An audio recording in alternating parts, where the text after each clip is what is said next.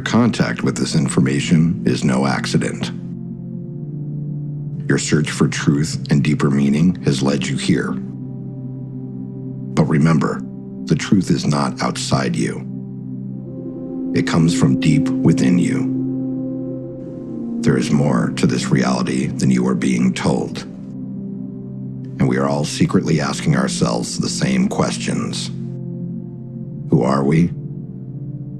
Why are we here? And what is our destiny?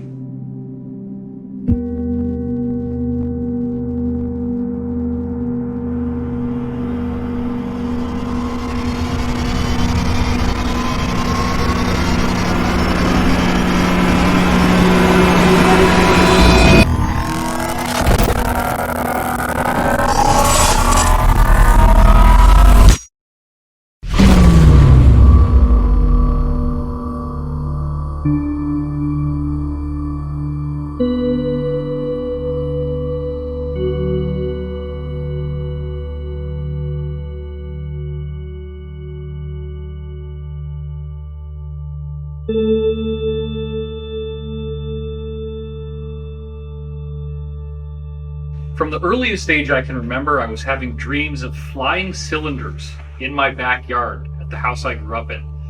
And these cylinders did not have wings, and they would sort of flutter in the air. Interestingly enough, I also had many meetings with an old man who seemed to be connected to these flying cylinders. And the old man had gray hair, a gray beard, he had a robe, he wore sandals. Now this man had such a connection to me that I actually would cry when I woke up from these dreams. In these dreams, he was telling me that a stupendous event was going to happen in humanity's future within my lifetime, that it would lead to some sort of evolutionary leap for us in what it means to be human. And he also told me that I would have a very key role to play in this awakening, and that I would be needing to learn as much about science as possible. And also, he gave me a key interest in UFOs and ancient civilizations. I was taught to spend a lot of time looking into the stone monuments around the world. I felt that was very important, and I also wanted to understand what were these craft that he seemed to have emanated from. A very powerful event happened when I was 5 years old, where I woke up in the middle of the night and I was floating over my own body. Now, my body was alive. I was breathing in bed. I could see myself sleeping. But interestingly enough, my astral form, or ghost body as I was thinking of it back then, had the same pajamas on that I was wearing. So I'm literally looking down at myself, seeing myself sleep. I then floated down the hallway feet first, and I felt as if there were voices talking. I felt a very strong energetic presence. And then I stopped at my stairwell that I would go downstairs through. At that point, my body on its own turned 90 degrees and tilted up on an angle, and then I began to drift down the stairs. As I surged with fear, thinking, oh my God, I'm dying, the experience suddenly terminated, and I was not able to go farther. I've come to believe that most likely I did have more experience after that moment in the stairwell, but that I was spliced back in to my body without the memory being conscious. As I grew older, this out-of-body experience compelled me to try to get another chance. And so for 2 years, every night I prayed to get a chance to fly out of my body, meet the old man in person, quote unquote, instead of a dream. After 2 years, I said what was going on to my mother, and thankfully she was progressive enough to tell me, what you had happen to you is one of a series of things called extrasensory perception, or ESP.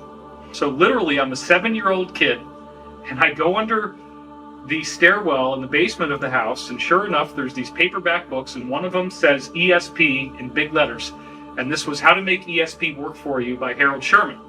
I began reading the book, and you have to remember that I'm in 2nd grade, and most kids are reading Clifford the Big Red Dog, and I did not understand a lot of the words, and I would have to use context, but I was able to get through it. And for me, reading people's minds, knowing what they were thinking, that was commonplace. I was very aware of what people were going to say before it came out of their mouth. I was very attentive to things like the eyes, to body language, to the ambiance, the nuance of a particular environment I was in. So all that stuff in my early childhood seems anomalous until you start talking to certain insiders, at which point you realize this all fits in with the greater mosaic, suggesting that, like many others on Earth, I'm not saying I'm unique here, there was extensive extraterrestrial contact that still to this day I have not been able to recover the memories of. Everyone in the UFO community is faced with a seemingly outrageous challenge to try to make sense out of the enormity of material that there is to study. How do you effectively navigate a course through an incredible body of material that encompasses many different ancient civilizations that have megalithic architecture, giant stones? How do you bring in the element of secret societies and the occult ceremonies that are taking place within these societies? What is the relationship between those secret societies and the governance of our modern world at the elite level? Is there a deep state? Is there some sort of supranational cult that is actually controlling the world? And then, how does this knowledge gel with the concept of a spontaneous quantum leap in human evolution that could be coming our way? A good starting point for this esoteric investigation is to rethink everything that we thought we knew about history.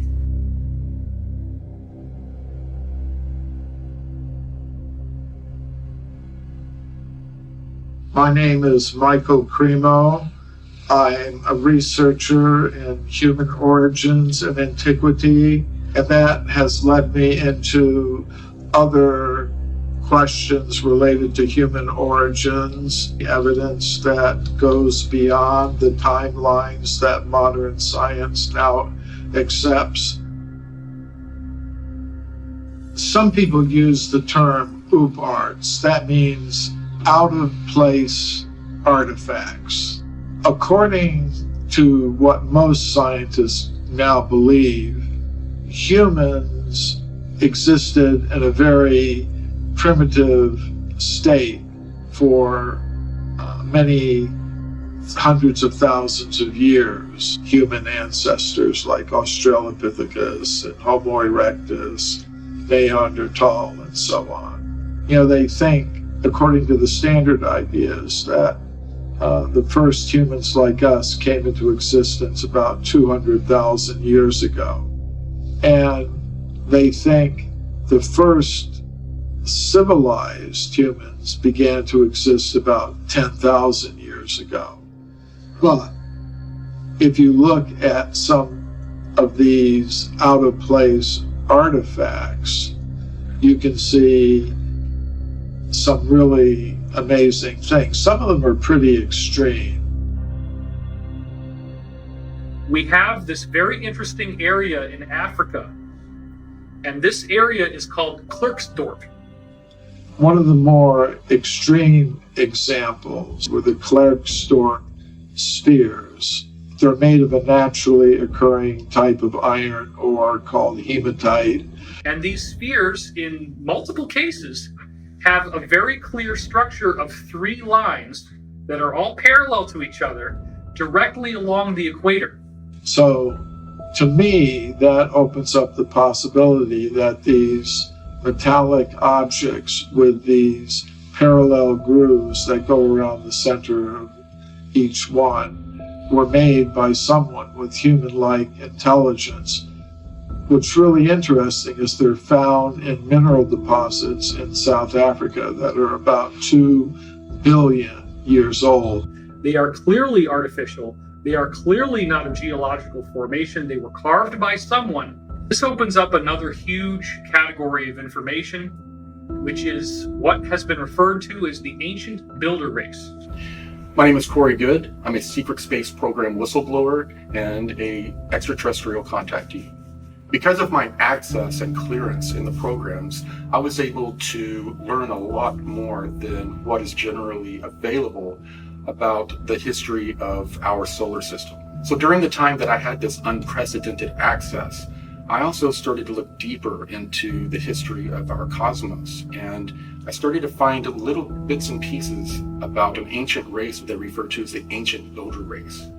And they called them that because they knew nothing about them. They had found ancient structures all throughout our solar system and other solar systems that were around 2 billion years old.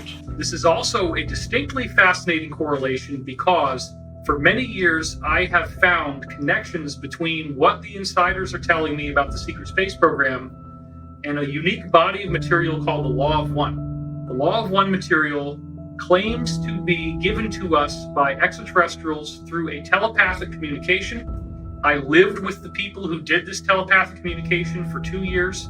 Their group is called L&L Research. The source of the Law of One claims that they originated on the planet Venus when Venus was Earth-like. They were similar to us, as in third density, third dimensional, if you will. And they said that they date back 2.6 billion years ago.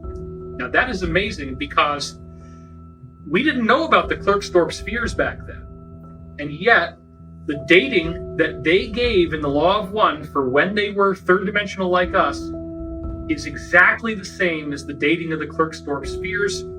And best of all, in the Law of One, they say that they had a particular affinity for the pyramid shape and that they built it extensively.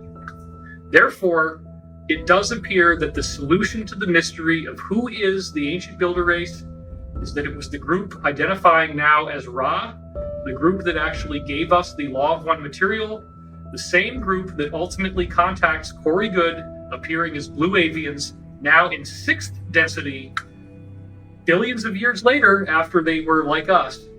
They are the most evolved extraterrestrial group that has ever been involved with humanity. So one of the few things that we do know about this ancient builder race is that they had created this giant defensive grid around this local stellar neighborhood that we're a part of. 52 local stars clustered together. And they had created these giant Death Star types of ships that were the size of moons and planets that set up a grid around the entire local star cluster that prevented any types of intruders from coming in. And this grid was in place and kept our local stellar neighborhood safe from intruders for billions of years. It does appear, based on some very kind of understated things they say in the Law of One, that they had quite a vast civilization, that they spread out to many neighboring stars. This is the ancient builder race. They colonized all the neighboring stars in our solar system. Then you have to ask yourself, what in the world could have survived for 2 billion years? Well, it's very fascinating because throughout our solar system, we have what has been referred to by various insiders I've spoken to as a cosmic junkyard. What is the junkyard? It is a collection of crystalline ruins. These ruins are made of a glass-like material, and the material is not glass. It is actually a transparent aluminum. And there have already been alloys of transparent aluminum made by various companies now. And when they stress test these alloys, they find out it's 5 times stronger than bulletproof glass. As our secret space program has apparently gone beyond our solar system with reverse engineered technology similar to what they got in the Roswell crash, which is over 70 years ago now, they found that all of the approximately 54 different stars in our own local group of stars, they're all gravitationally connected. Every one of those stars has planets and moons and satellites with these same crystalline ruins on them. Obelisks, pyramids, domes. Fly by the comets, visit asteroids, visit the moon of Mars. There's a monolith there, a very unusual structure on this object that goes around Mars once in 7 hours. when people find out about that, they're going to say, who put that there? Those obelisks, pyramids, and domes only constitute what is visible on the surface. The ancient builder race spent a lot more energy building inside these moons and planets than they did on the surface. We're talking about vast regions that are habitable, where all you really need to do is seal off the door and reintroduce air, and you've now pressurized an environment that can be reoccupied. What I believe is that in 1976, when Viking did this incredible reconnaissance in the bicentennial summer, they photographed something that was a mystery, was at the centerpiece of the NASA raison d'etre for going to Mars, the search for life, and they then never followed up. It's a set of pictures, two separate sets of frames at two different sun angles that show a collection of pyramids, an astounding geometric regularity in this layout. We don't have to prove they're artifacts. All we have to do is provide probable cause to suspect they could be, and then the ethics of science say you got to go and test. When you go back to the original NASA imagery of the Martian surface from 1976, there are two frames that really matter. There's 35A76 and there's 70A13. And when you compare what's on these two frames, you clearly see you have a city of what obviously look like pyramids, which apparently, again, were emulations of the ancient builder race crystal pyramids that they had found throughout our solar system and beyond. There is a gigantic pyramid estimated to be 1.5 miles wide.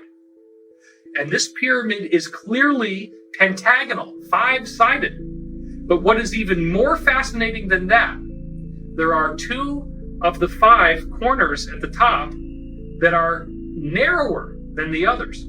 And when you actually look at the pyramid, it is the 5-star human pattern of the human body. You can superimpose the Vitruvian Man on top of what's called the D&M pyramid on Mars, and it precisely fits. What does that mean? That means the 5-sided pyramid on Mars is anthropomorphic.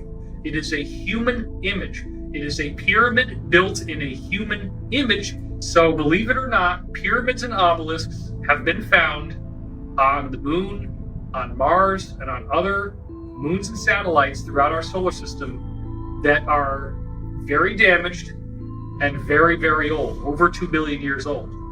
This civilization that was on Mars was very aware of the ancient builder race, and that these ruins, as their civilization evolved, they discovered these ruins were very extensive. They're always made out of crystal, and there's all these different places you can go where you can go inside a moon and find an enormous city's worth of space. I'm Dr. Michael Sala. I'm the author of the Secret Space Program book series. I'm investigating ways to introduce information concerning classified technologies that have been suppressed from the general public for decades and are now going to be released, we think, in the very short future. Some of you might be asking, well, how could giant bases be built on the moon? Well, we know, according to a group of Japanese scientists that released a paper in 2017, that giant caverns have been discovered in the moon, and that one of these caverns is big enough to house the entire metropolitan region of Philadelphia within it. The people that were involved in this ancient builder race seem to have mysteriously disappeared, and the cultures that came after them worshipped them as gods. They would emulate their architecture. And the people that were on Mars, we call the progenitor race, they actually built their own structures that were very similar to what they found all throughout our solar system. We had Tiamat, which they say is basically a supermassive Earth. And we had Maldek, which was Mars, much smaller than Earth, but it was behaving as a moon around Tiamat. 2 different civilizations had developed, and they were very similar.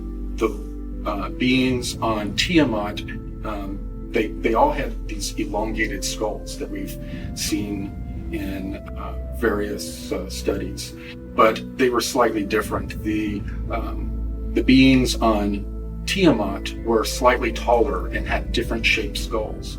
The beings on Maldek were slightly skinnier and smaller, and again, had slightly different skulls, but they were genetically related. They were considered basically cousins, and they had royal families from both sides that were in competition with each other and warred with one another. So at some point, this group that we call the pre-Adamites, they entered into warfare with another civilization that is in our local 52 star cluster. And they developed this plan to harness the ancient builder race grid and to use it as a weapon against their enemies. And this grid, it works through what we call the cosmic web. Every star, every planet is connected with an electromagnetic filament. And that's how portal travel works. You travel through these electromagnetic filaments.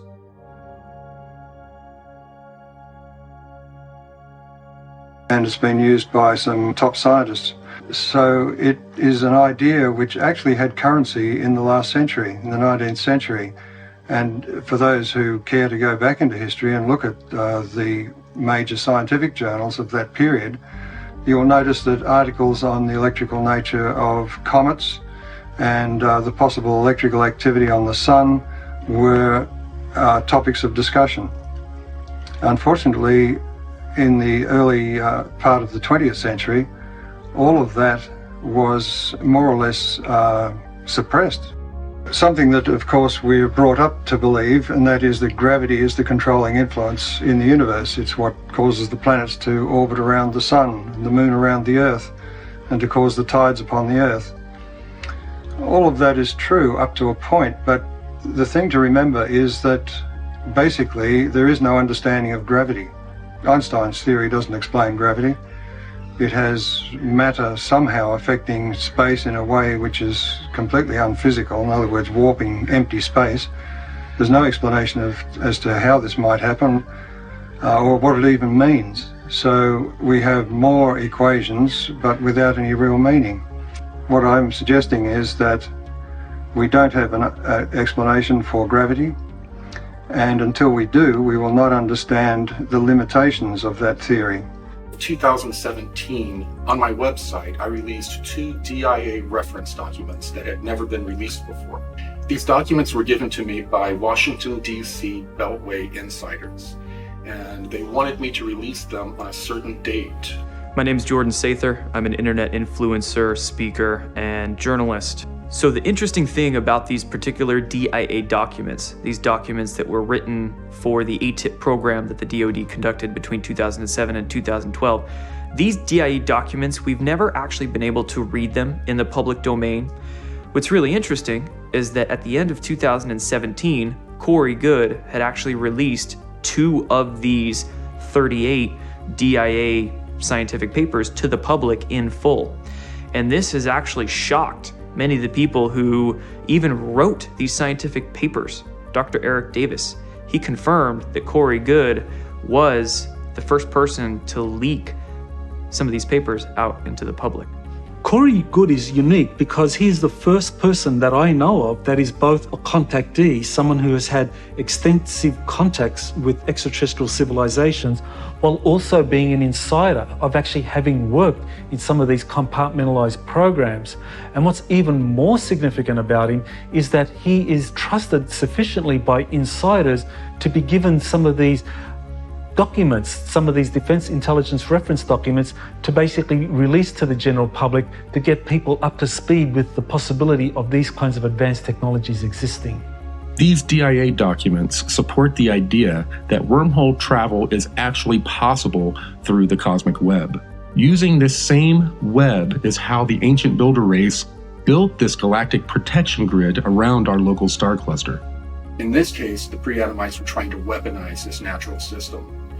And what they tried to do is use this feedback from this grid to cause the star of their enemies to go supernova and to then destroy the civilization. But they didn't time it right, the way that energy passes through this cosmic web, and they chose the exact wrong moment, and it caused our sun to superflare. And when it did, it destroyed Tiamat and ripped the atmosphere away from Mars and it then also affected the atmosphere of Earth, and all of the other planets, their trajectories changed in this event. The most important researcher supporting the exploded planet hypothesis is Dr. Thomas Van Flandern, and he was the head of the US Naval Observatory in Washington, D.C. And he came up with this theory that between the orbits of Mars and Jupiter, the present asteroid belt, there was once a super Earth, a very large planet that was in that orbital region. And he came up with a paper that actually explained how this planet existed at some point and how the asteroid belt is evidence of this planet's destruction through events that we could only speculate about.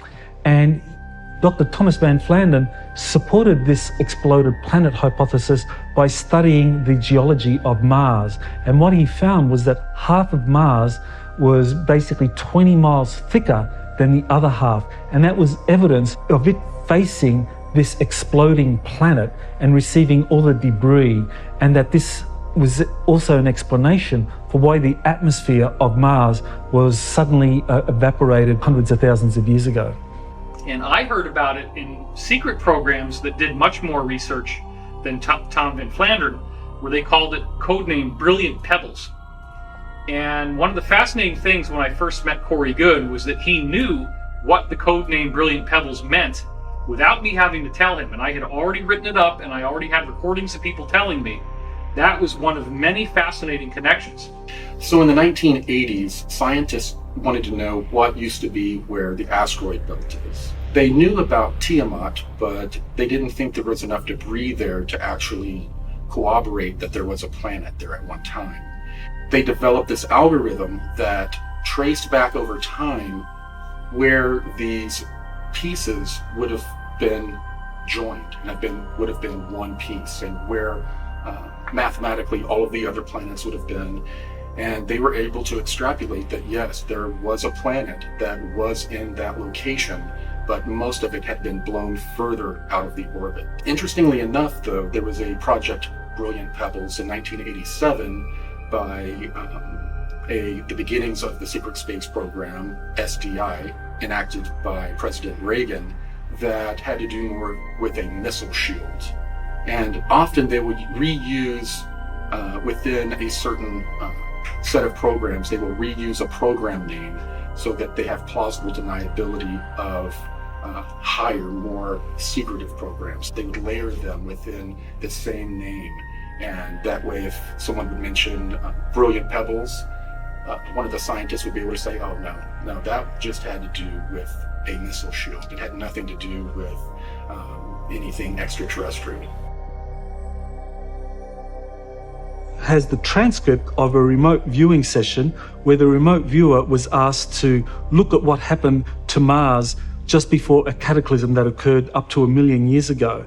And Joseph McMoneagle was the remote viewer who looked at Mars at the time of it undergoing some kind of planetary catastrophe, probably associated with the exploding superplanet. What he saw was that these surviving Martians getting on these spacecraft, on these planetary arcs, and evacuating to another planet which had a very equatorial region with volcanoes and so forth. This is where the Martians evacuated to. So after the great destruction of Tiamat and Maldak was damaged beyond repairing itself, these pre-Adamites took the moon as a giant ship, a giant conveyance.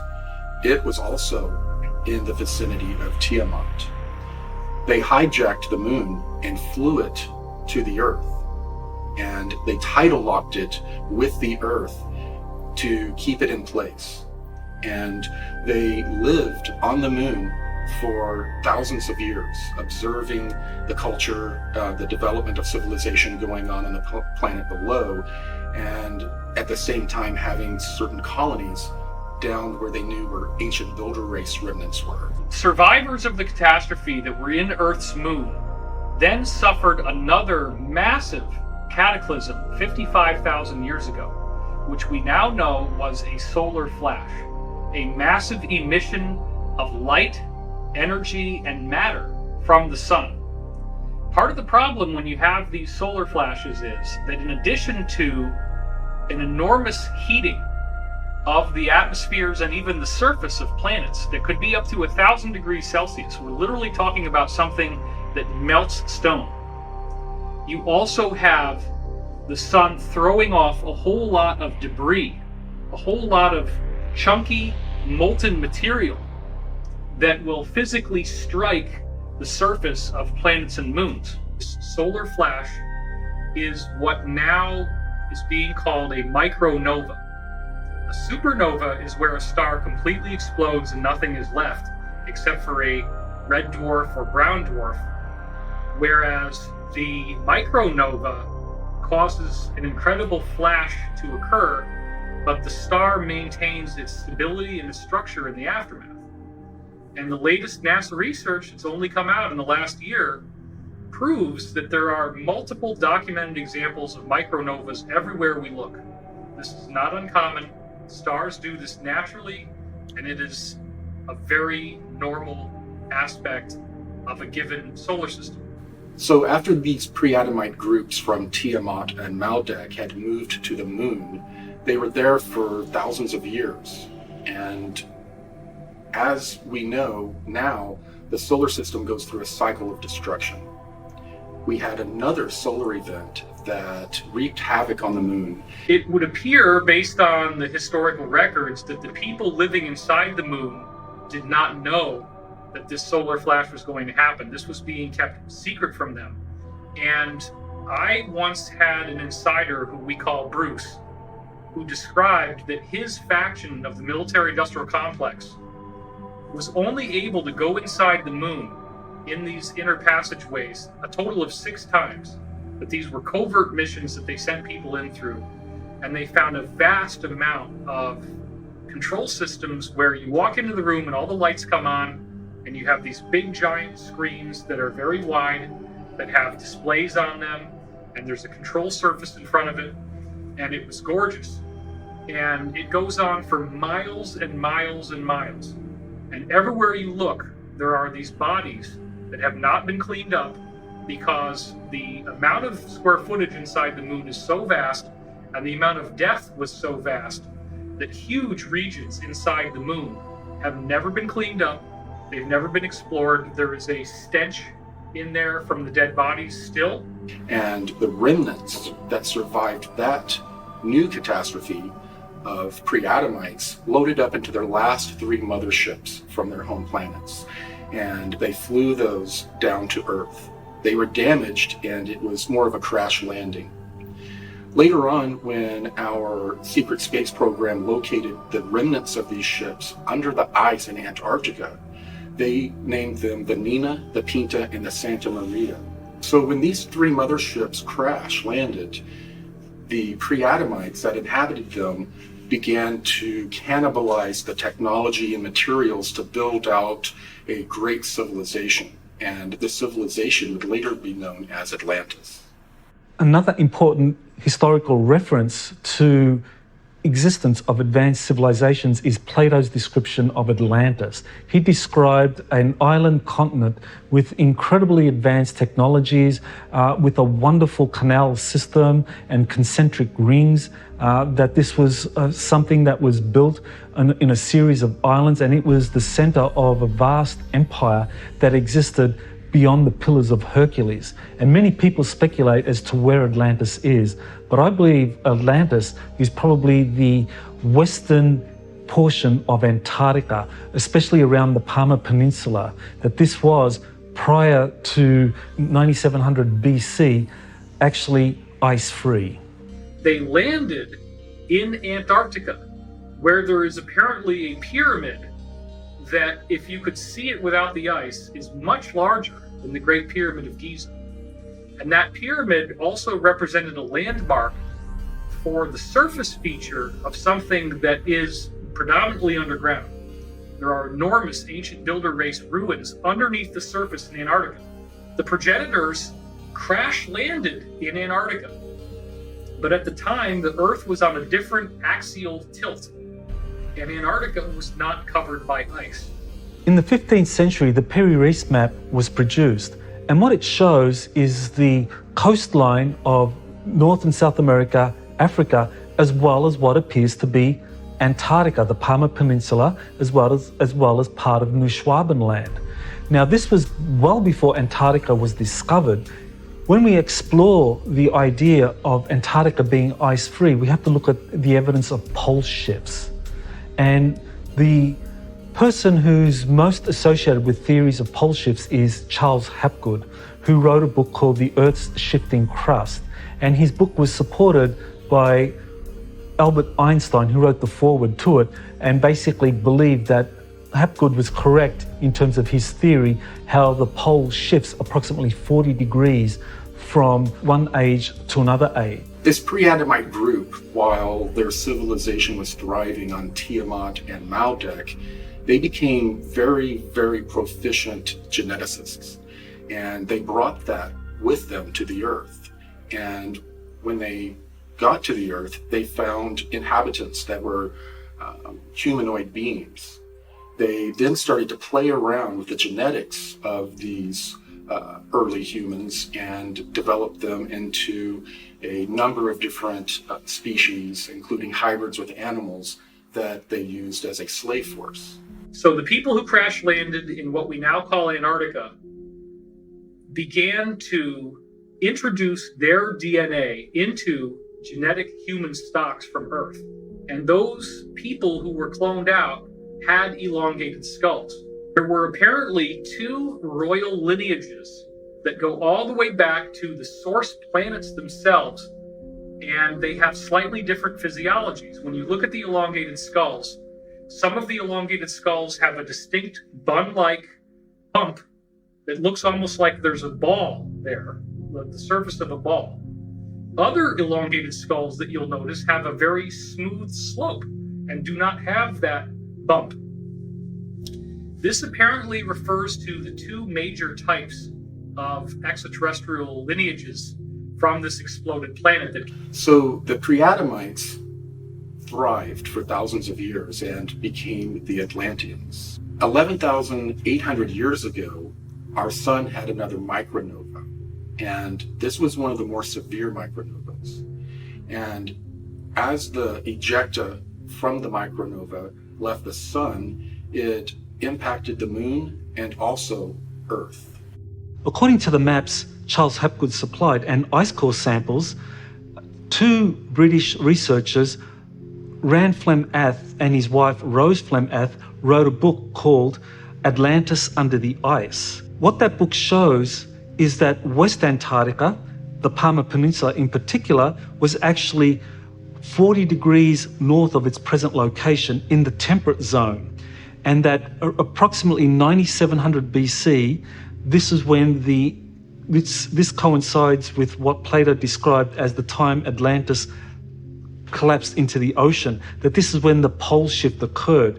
And so that coincided with that region of Antarctica moving down towards the South Pole and it being frozen over, and everything that was in that continent was flooded and flash frozen. And so, according to the maps and the ice core samples, what we can see about Antarctica is that indeed West Antarctica has been ice-free for significant periods because the ice core samples only go back several thousand years at most. Whereas when we look at the ice core samples from East Antarctica, these are millions of years old. When the Earth shifted on its axis, it caused Antarctica to move from a lush tropical zone to a colder region. And it did so quickly that it flash froze the waves that were leaping over the continent. Several years ago, the CIA declassified a document that was authored by a geologist by the name of Chan Thomas. That document is called the Adam and Eve Story, and it describes a cataclysmic series of events associated with a pole shift of up to 90 degrees, where the Antarctic and the Arctic, those both flip approximately 90 degrees so that they are now at the equatorial zones of the planet. With a rumble so low as to be inaudible, growing and fuming into a thunderous roar, the earthquake starts. Only it's not like any earthquake in recorded history. In California, the mountains shake like ferns in a breeze. The mighty Pacific rears back and piles up into a mountain of water 2 miles high and starts its race eastward. With a force of 1,000 armies, the wind attacks. Within 3 hours, the fantastic wall of water moves across the continent, burying the wind-ravaged land under 2 miles of seething water coast to coast. Central America suffers the same cannonade. South America finds the Andes not high enough to stop the cataclysmic violence pounded out by water in her berserk rage.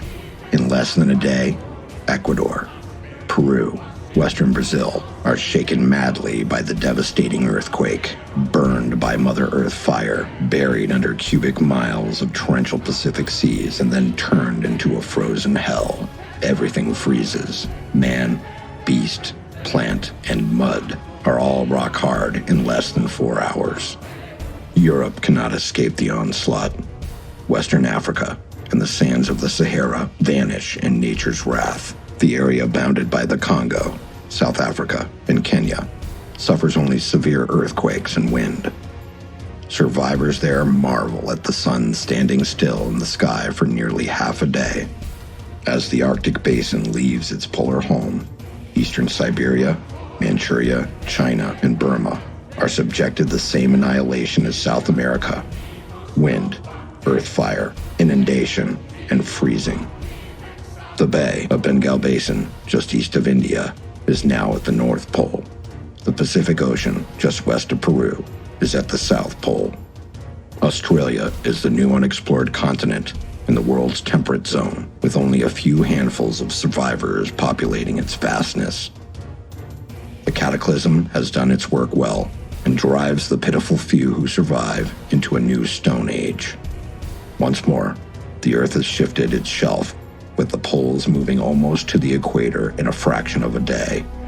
Again, the atmosphere and oceans, refusing to change direction with the Earth's shell, have wiped out almost all life.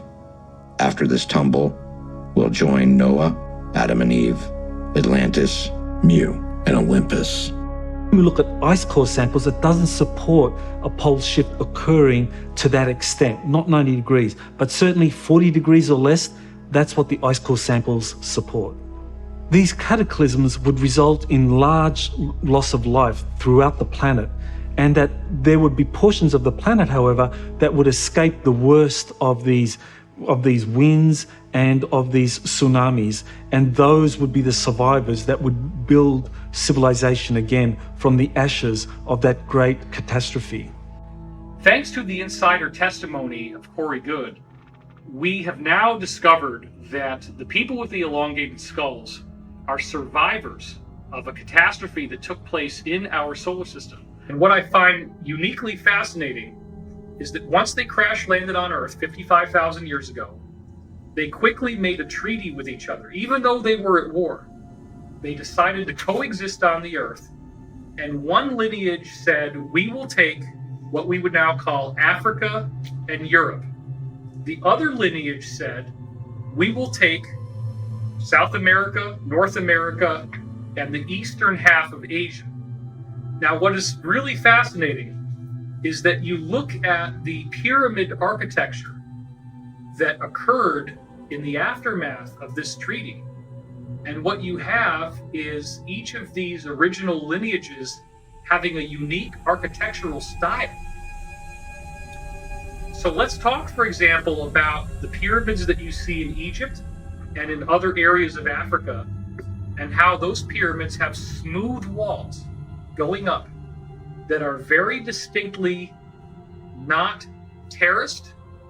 But then let's look to Mesoamerica, and we notice there is a distinct variance in the architectural style, where now you have step pyramids almost consistently with different courses. Officially, they've been programming us that pyramids are built in Egypt and Central America. And that's wrong, because the pyramids had been built on all 6 continents. Probably at this moment in time, there is no living soul who have visited and investigated more pyramids than myself. In China, 250 pyramids near the city of Xi'an. We have pyramids in Indonesia. Our friend, Dr. Danny Hillman, discovered pyramid in western part of the island of Java. It is known under the name Gunung Padang, the Hill of Light. Cambodia, Southeastern Asia, the Koh Ker in the northeastern part of the country, a beautiful pyramid. Australia, 2 hours drive from Brisbane to the north, Gympie Pyramid. In Africa, 155 pyramids. The island of Mauritius, 4,000 kilometers away from the African continent, in the middle of the Indian Ocean, 7 beautiful stepped pyramids. More than 300 pyramids in Peru. And then Tukume pyramids in the northern part, more than 200 of them. The biggest one, of course, Huaca del Sol, the Pyramid of the Sun, near the town of Trujillo. There are probably well over 100,000 pyramids, maybe up to 500,000. But more than 97% are still hidden in the jungles and forests. At Angkor Wat, we have a very unique outlay of different pyramidal type sites. And according to the work of Graham Hancock, those different architectural sites, although they appear to be randomly positioned, actually align with the constellation Draco. And what's best of all is that there is a drift in the Earth's axis called the precession of the equinoxes, and the alignment of where the landforms in Angkor Wat line up with the position of this Draco constellation. It only works if you go back 12,500 years ago, which is precisely the same as the alignment that everybody's familiar with of the pyramids of Giza with the stars in the belt of the constellation of Orion. Another thing I want to point out that is very fascinating about Angkor Wat is that you look at some of the temples in that area, and I want to specifically focus on one called Baksay Cham Krong. Oh my God. It looks exactly like the step pyramids in Mesoamerica. As you look at this overlay, notice the perfection of how the two fit together. This is not a different society. This is a unified society, but wait a minute. We've got Mesoamerica and we've got Cambodia, separated by the vastness of the Pacific Ocean, and yet they are using the same architecture. The elongated skull physiology has been found all over the planet. We see it in Boskop, South Africa. We see the same type of remains being dug up in a dig in Siberia in a town called Omsk. We also see reports that the Mongolians, the Huns, as they were conquering and going west, had these strange skull features as well. We actually see these skulls in the tombs of the elite in Europe. And then, interestingly enough, you have a different strain in the Americas. I find it interesting that we have this evidence hidden out in the open, and we see the elongated skulls worldwide, but we don't ask the deeper questions. And this becomes a very important element of how the modern day Illuminati or deep state or cabal actually believes that they are the remnant of these people with elongated skulls.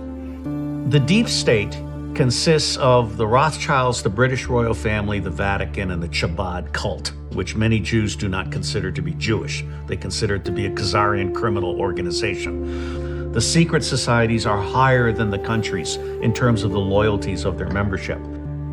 Whether it began with with stellar civilizations, I've met someone who purports to be from a stellar civilization, and I've been informed they don't like the term extraterrestrial. They prefer stellar civilization.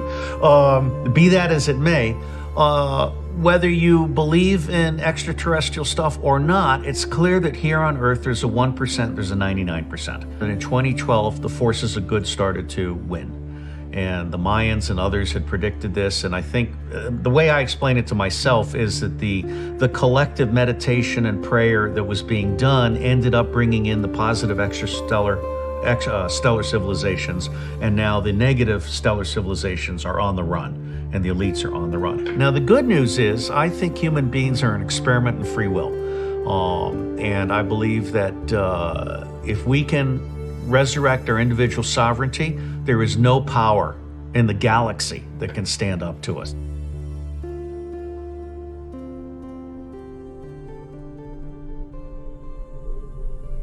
Now, as I got older, there's another series of high strangeness events that took place that I was very often having high fevers. And the high fevers were correlated with two distinct phenomena that would always happen. The first thing is I'd have a very strong sense of pressure in my ears, and I would start yelling to try to get over the sound. The other thing that would happen is I would get geometry in these hallucinations. I would feel as if the world around me had been turned into geometry. I would actually see strange geometric patterns like mandalas on everything. It was not a pleasant sensation. These fevers were very intense, and I would be screaming, and my mother would have to calm me down. Now, as I got older, I found out that those fevers were in fact most likely extraterrestrial in nature. The only way that these extraterrestrials that are working with us on the benevolent side can really change your DNA is through a virus. Remember, what does a virus do? It defeats the cell wall and it injects its own DNA into the cell. You can take DNA that changes what it means to be who you are and use a virus to get it in there. I've now had dreams in which I remember having benevolent, human-looking, ordinary human-looking people like the old man in the robes coming into my space, landing in this bus-shaped craft in my yard, bringing me on board, and actually giving me these injections of these viruses so that my DNA could change. I would wake up in the middle of the night.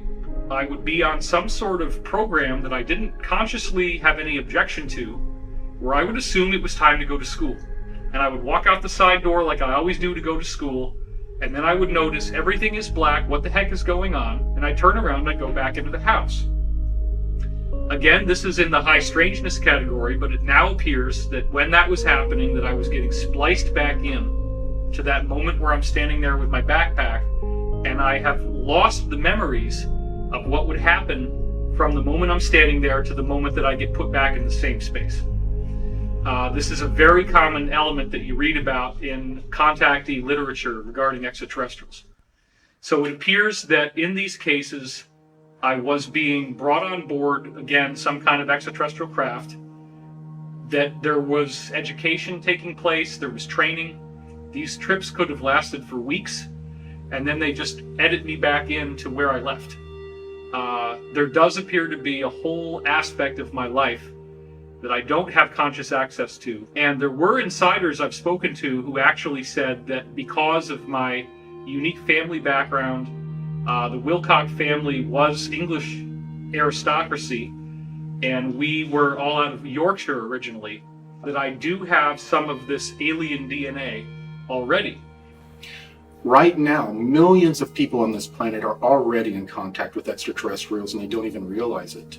These beings are contacting us through our dreams and through our subconscious, and many of the thoughts and ideas that we're coming up with don't originate from us.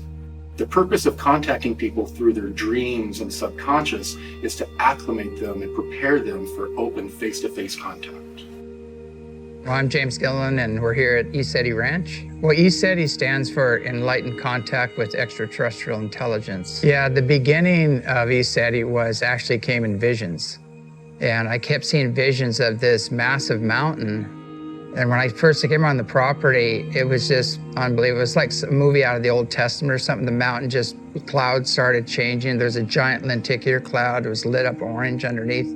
I got such a download, I was getting tears. I was just standing there looking at the mountain crying, and I go, this is it. This is This is the vision. I was focused on creating a healing center, like a retreat center, and I wanted to just make it totally eclectic. I didn't want to pigeonhole it or keep it with any one group.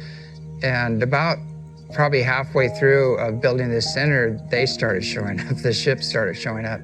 It's got a double. It's weird. Whoa, thank you. That is unbelievably bright. Whoa, look at that. Woohoo, whoa.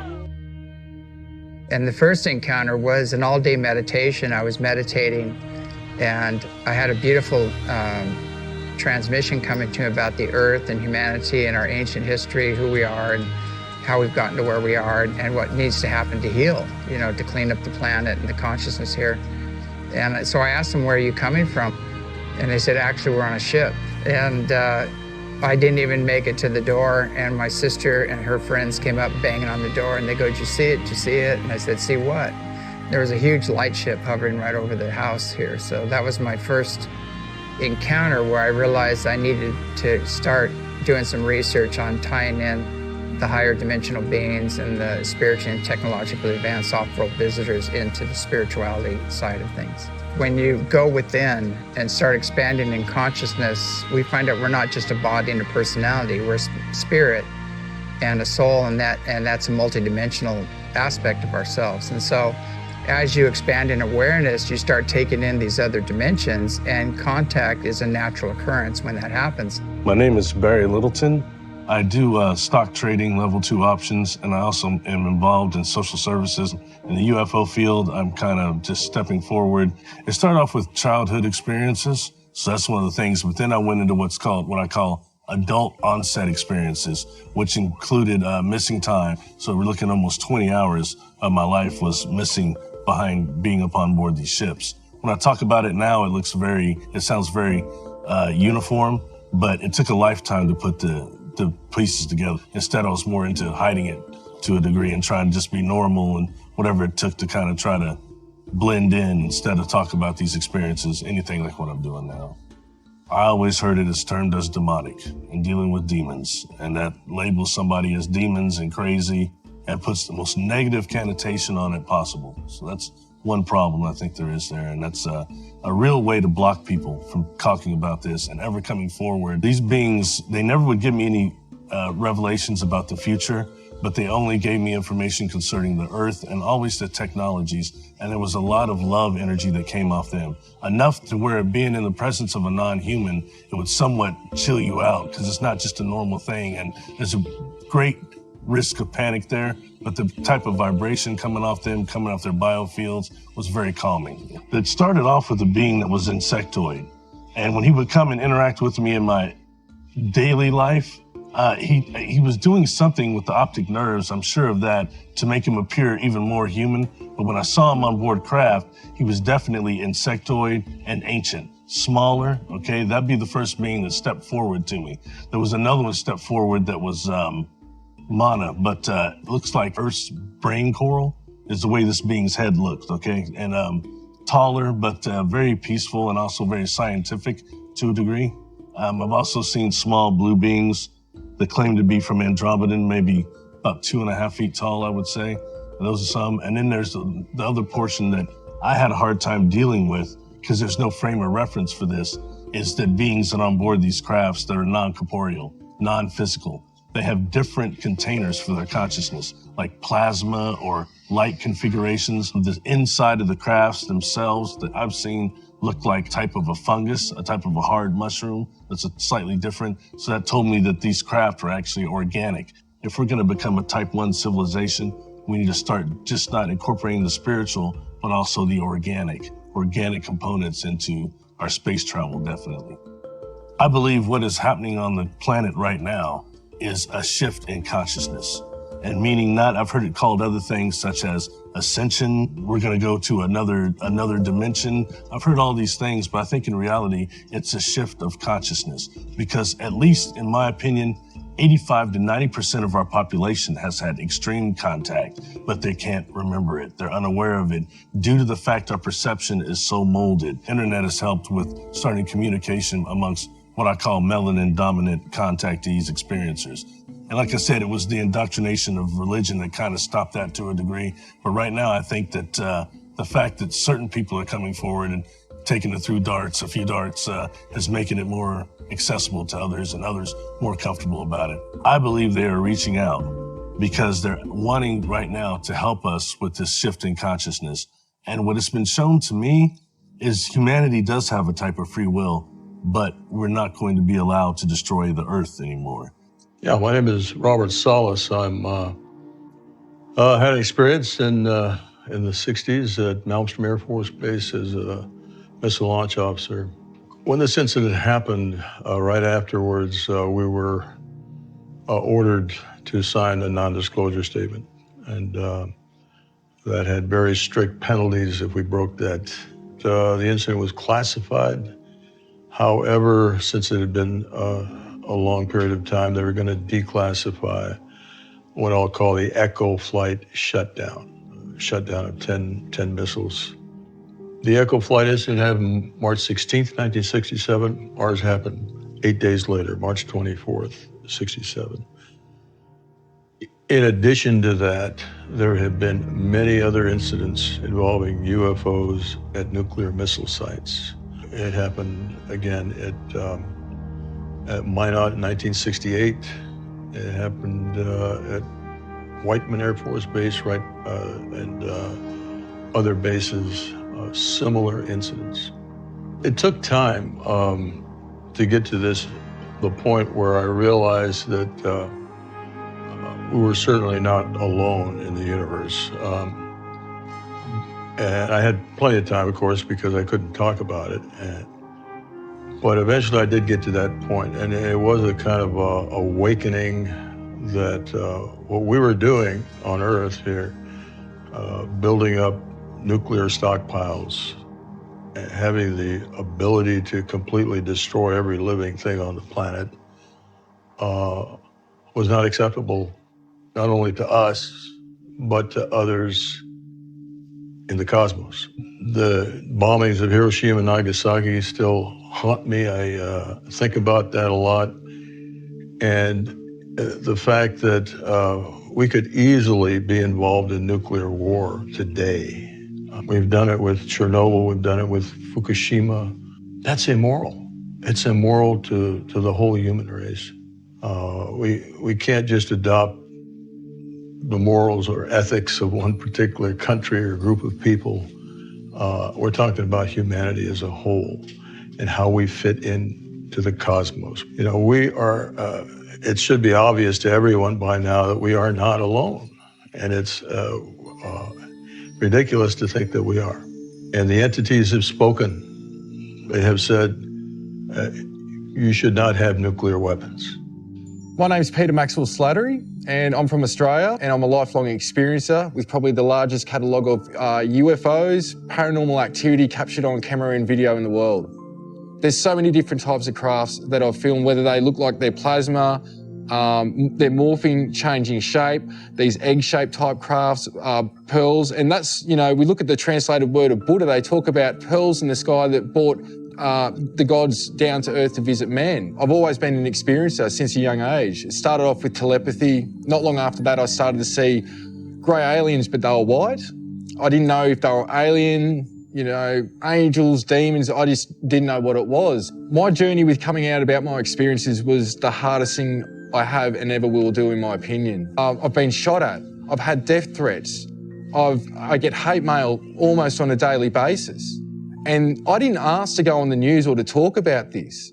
I had the news come to me and ask me if they could use my footage, and I just wanted to know what the hell was going on. I went and got brain scans, I went and talked to people. I thought I was literally going insane. A lot of us do think about suicide. We think about just going away and never ever seeing anybody ever again, or just completely forgetting about this reality and going back to a 3D life. To tell my mother and father, my brother, my stepbrothers and sisters, friends, I was sort of stupid to some extent, thinking people are just going to believe this because I experienced it. Because when it's happening, it's like, you know, the world needs to know this. This is the most important subject. It goes through everything to do with energy, agriculture, society, everything we can think of, space travel, our consciousness and how we treat each other. This hands down is the most important issue. Every aspect of your reality changes when you're experiencing what I call multidimensional reality.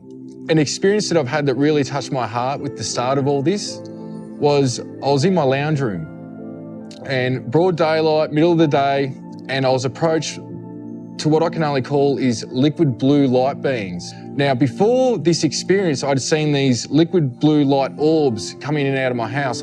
I didn't know what it was, but one day they appeared as 7 foot tall light beings. They were all male, they were all female, and the information exchange from that experience, it didn't last too long, but there was like, it's almost like somebody stuck a USB stick in your consciousness and all this data, imagery, information of a wide range of scope on different aspects of not just humanity, but who we are, where we come from. All this data just came flooding in. But the information from this being was relaying to who I am, that I need to wake up and remember who I really am. It comes down to something that I call Operation Starseed. And why I say starseeds, not just are we from the stars, we are from Source, an overall collective. They showed me the makeup of this reality. I've shown other universes, and each universe we could call Source or God, and it had its own planes and dimensions that created another super intelligence.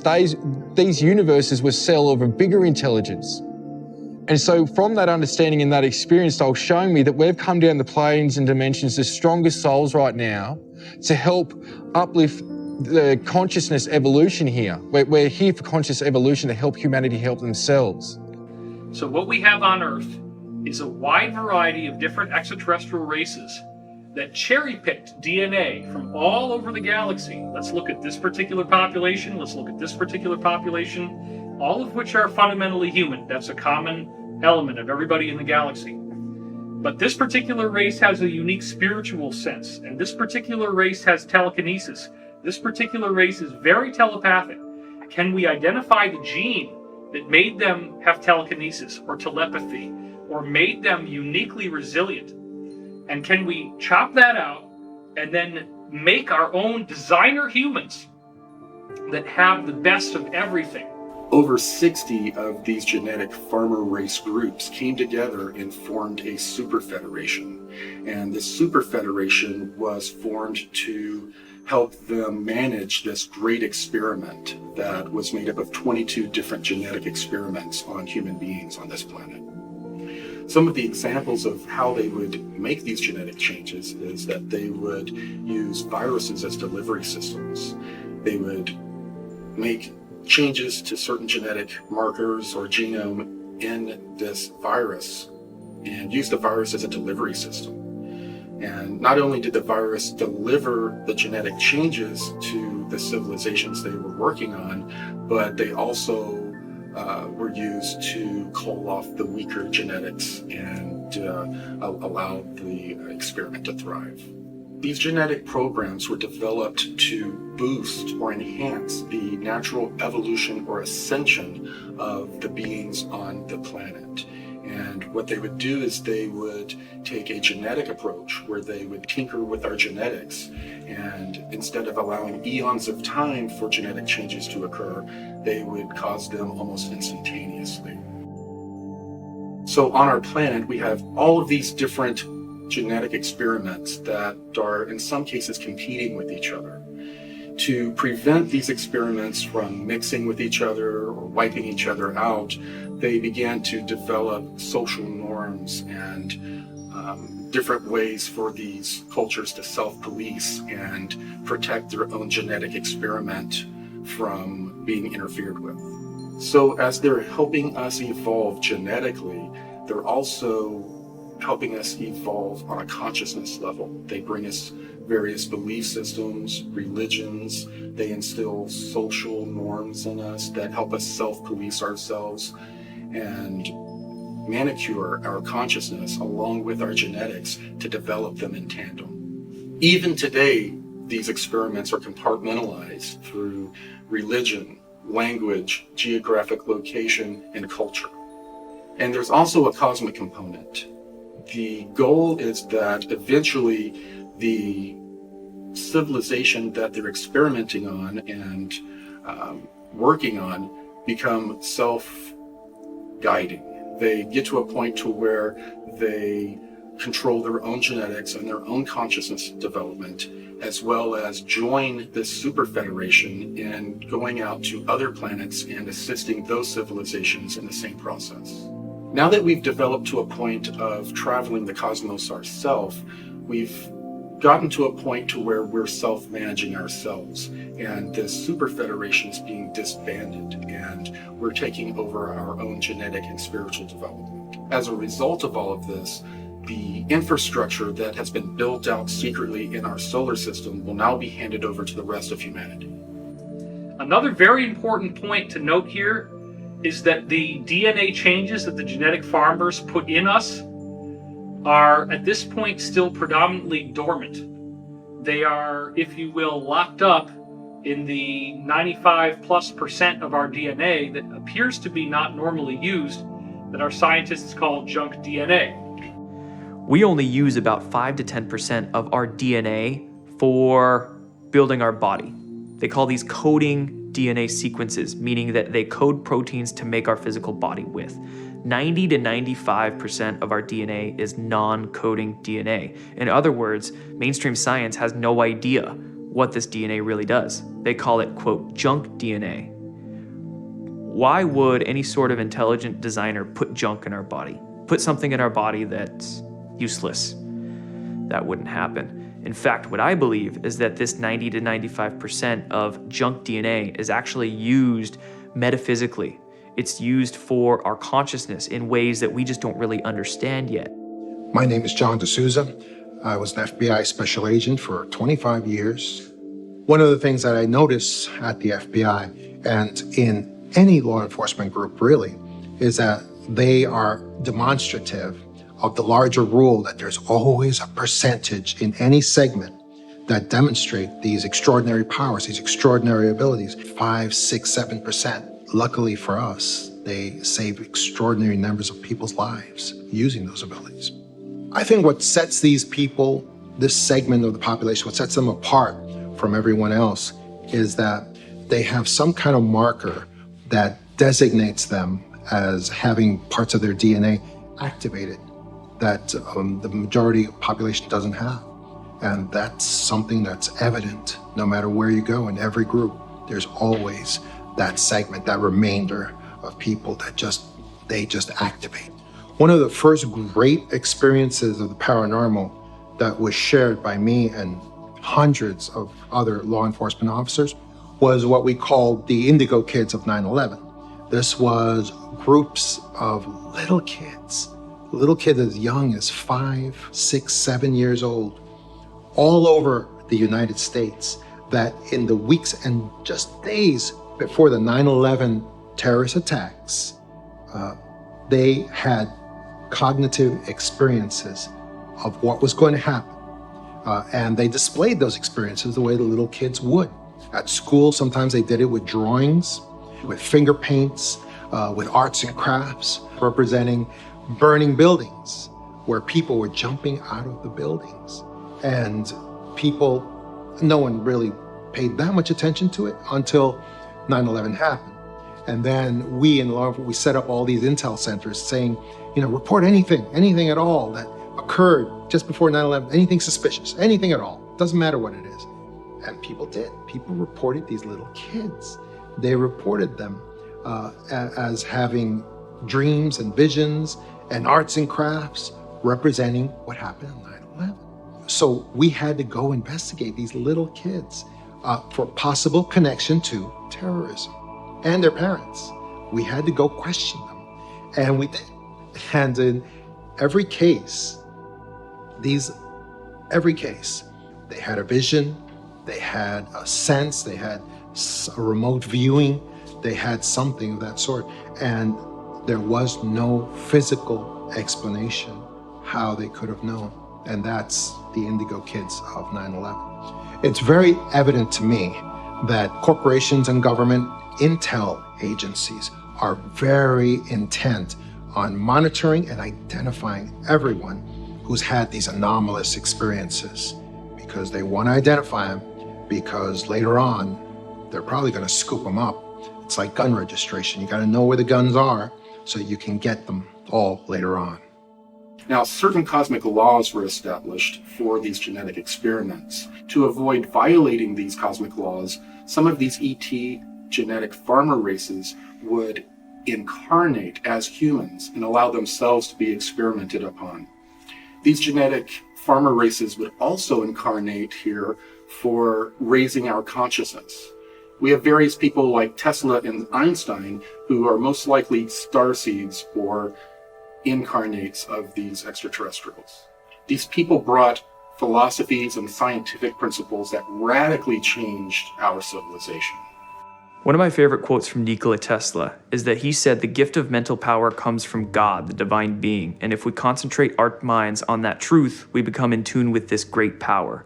So I think what Tesla was trying to tell us is that there is this sort of divine intelligence out there that every single one of us has access to if we choose to access it, if we do what's necessary, if we open our minds up to access or to tap into that greater intelligence. According to the different contactees that I've interviewed, basically what we're witnessing at the very moment is a temporal war between different extraterrestrial groups. There's a positive extraterrestrial group, predominantly human-looking, that basically want us to develop our civilization along the path of an ethical, responsible civilization where we basically become part of a galactic community.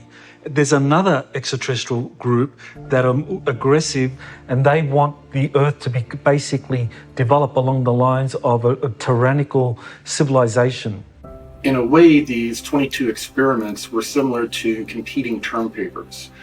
Each of these races were trying to make their experiment the one that came out on top. So they would often sabotage each other's experiments. And one of the ways they did this was to manipulate time.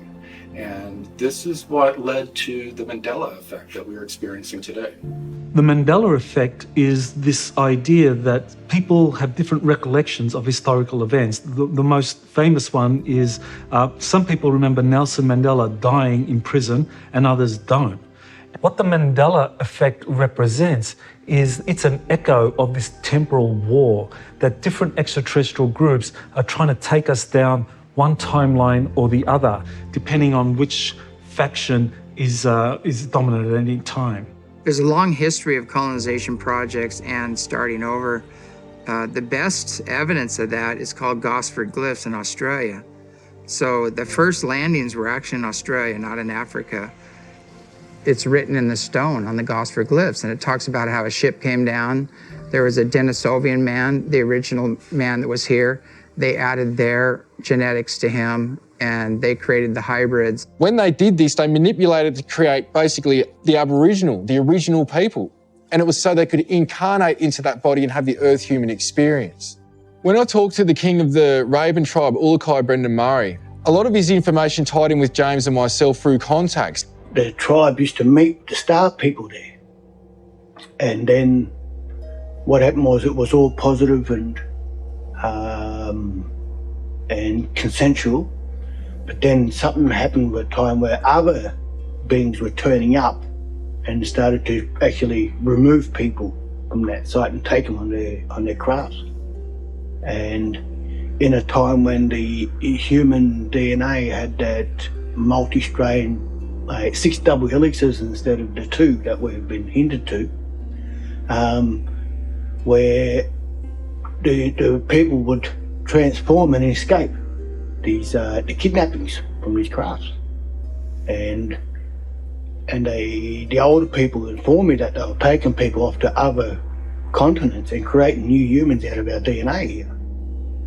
And it was a group from the Orions who were meant to be coming and doing the kidnapping.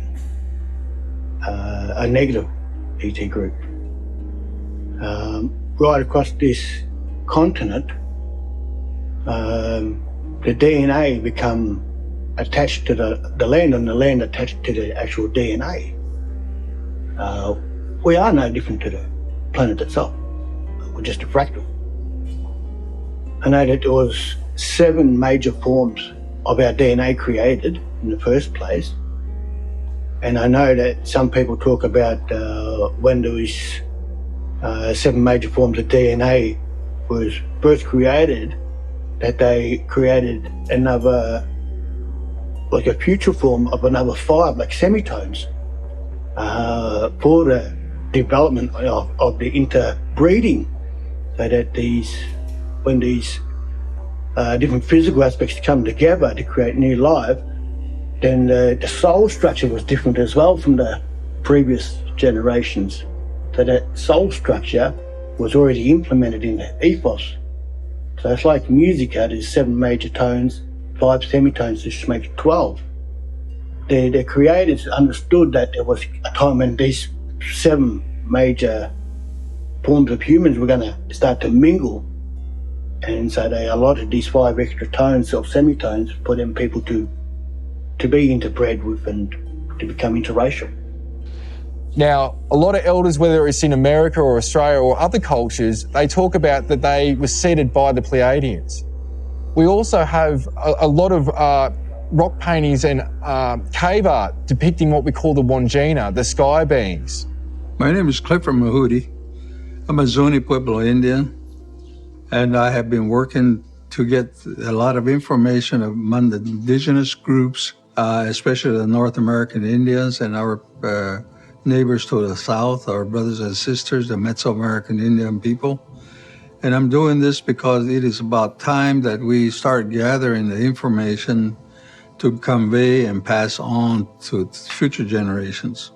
The origins of those protocols were provided by what, again, we call the star people, or are the spiritual people from different realms, primarily from what we call the sky people, and also the deities that they brought in from other parts of the cosmos.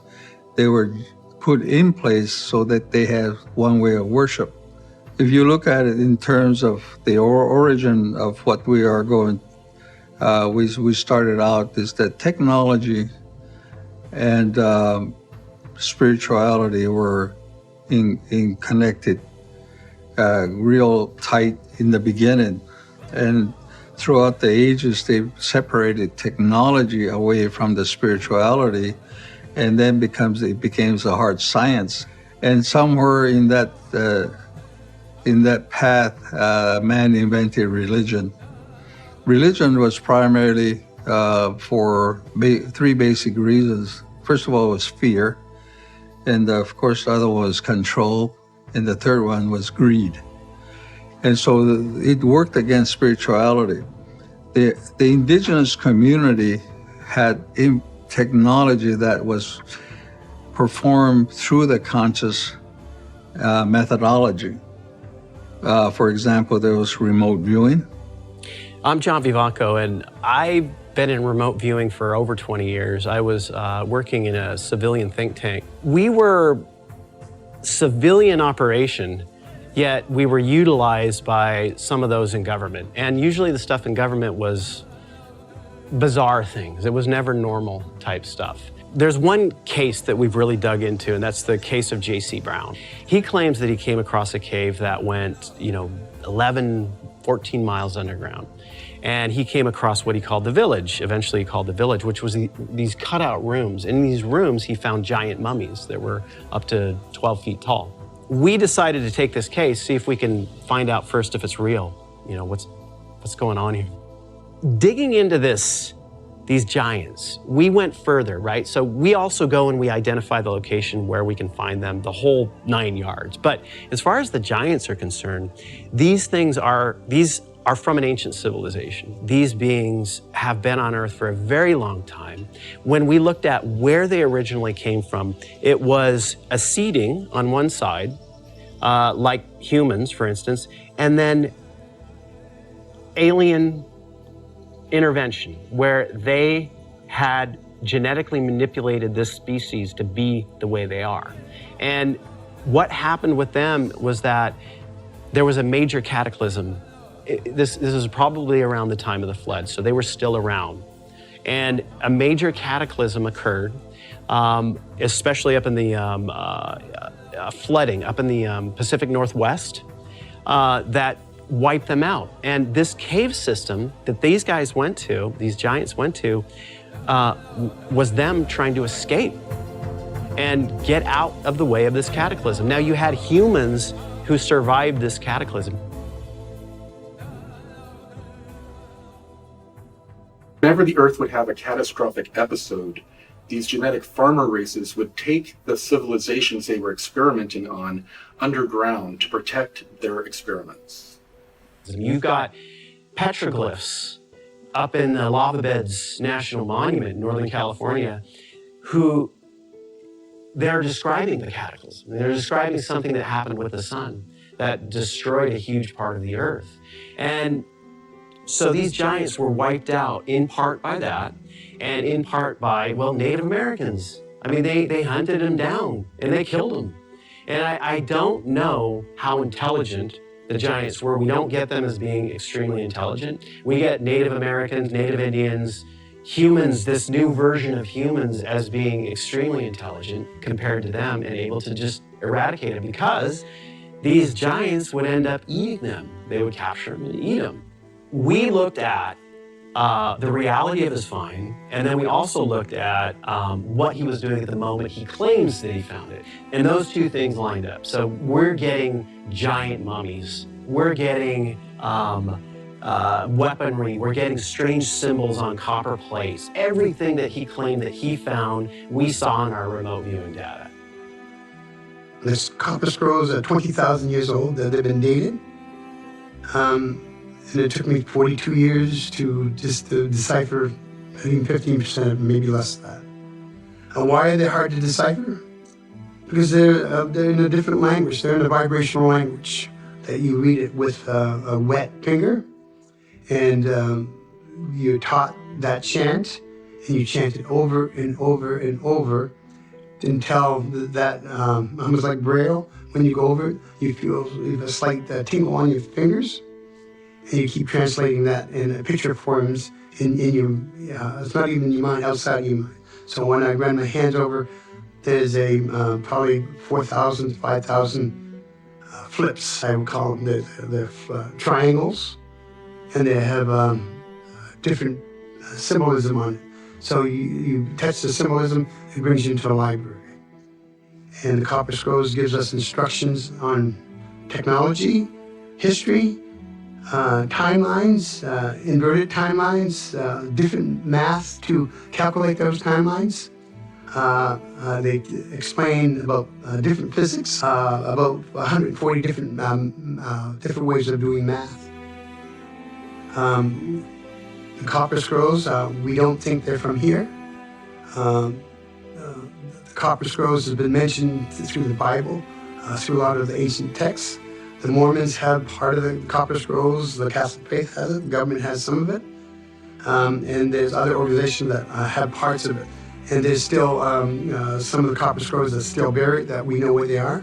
The Copper Scrolls gives us very specific instructions how to make a spiritual machine so you can actually hear spirit. And you can talk to spirit, and the spirit will talk back with nothing, just the human people. No machinery, nothing else, no cell phones, no prayers, no dancing, no channeling. It's with community. That's what I'm doing here. Some of our native indigenous civilizations that mysteriously disappeared, such as the Olmec, were actually extraterrestrial civilizations. So over eons of time, when in other star systems they went through similar catastrophic cycles, these genetic farmer races had brought them as refugees to our planet, and they would live on our planet for up to thousands of years while their system repaired. And then afterwards, they were removed and returned to their own star systems. So it turns out the Earth is a cosmic refugee camp.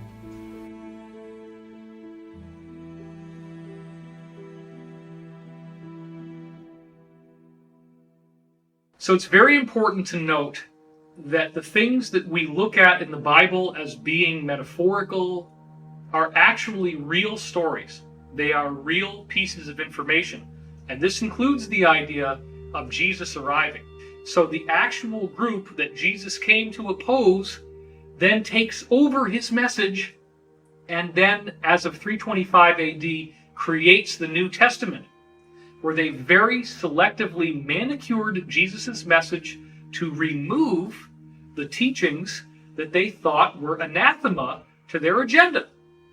So apparently, Jesus spoke to one of the original apostles about reincarnation. This apostle then said reincarnation is the great secret teaching of Jesus. By removing reincarnation from Christianity, the Roman elite were able to create an airtight Trinitarian doctrine, where the Trinity is God the Father, God the Son, and God the Holy Spirit, and there's nothing else. The Holy Spirit becomes this sort of mystical thing that is not feminine. You have God the Father, which is masculine, God the Son, which is masculine, and the Holy Spirit, which is not gendered.